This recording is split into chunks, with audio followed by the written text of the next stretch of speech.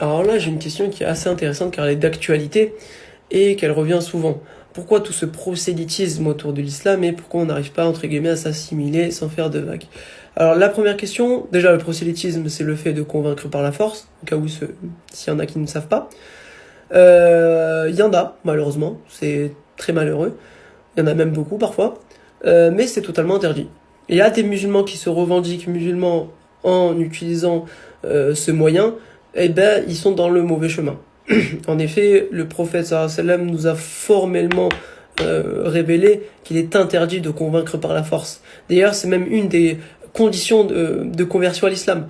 On doit attester qu'il n'y a aucune force extérieure qui nous oblige à nous convertir. Car c'est tout simplement interdit. Pourquoi? Parce que ça donne pas envie de se convertir. Et en plus, oui, ça donne pas envie, mais on doit convaincre non pas par la force, mais par les arguments, par le raisonnement. Et c'est ça qui donne envie de s'intéresser à l'islam. Pas le fait de venir agresser verbalement ou physiquement une personne. Donc il y en a malheureusement. On doit, comment dire, on ne prend pas part à cela parce que c'est pas bien. Et ceux qui le font, ben, c'est eux qu'on doit bannir justement. Voilà. Et maintenant, pourquoi on n'arrive pas à s'assimiler? Ça, c'est une question compliquée. Pourquoi? Parce que maintenant, on peut demander à n'importe quel religieux, chrétien, juif, musulman, s'il préfère Dieu ou s'il préfère l'État. Il va forcément dire Dieu. Donc, aussi, par conséquent, la loi de Dieu.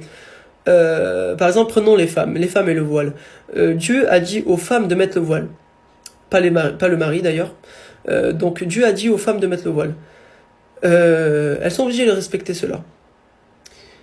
Mais si l'État vient à dire non, les femmes sont quand même obligées de respecter cela.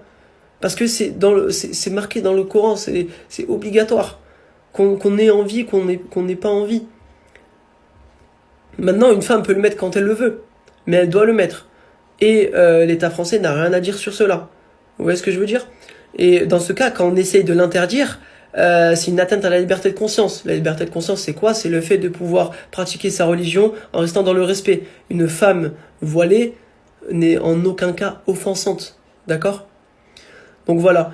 Donc moi personnellement je suis assimilé, il n'y a aucun problème avec ça. Maintenant je sais qu'il y a des gens, c'est compliqué car quand ils voient le dégoût de certains Français envers l'islam, le dégoût de certains politiciens envers l'islam, des partis sont créés contre l'islam, on se dit mais on en est vraiment à là. Et c'est pour ça que ça donne parfois pas envie. Maintenant, moi personnellement, j'aime la France. J'aime la France, j'ai pas honte de le dire. Mais il faut que la France aime les musulmans aussi. Ça va dans un sens, mais ça doit aussi aller dans l'autre. Voilà, j'espère avoir répondu à ta question. Maintenant, si tu as des commentaires à faire, tu peux totalement me les faire dans le respect. Et si vous avez d'autres questions, je suis ouvert à vous. Voilà.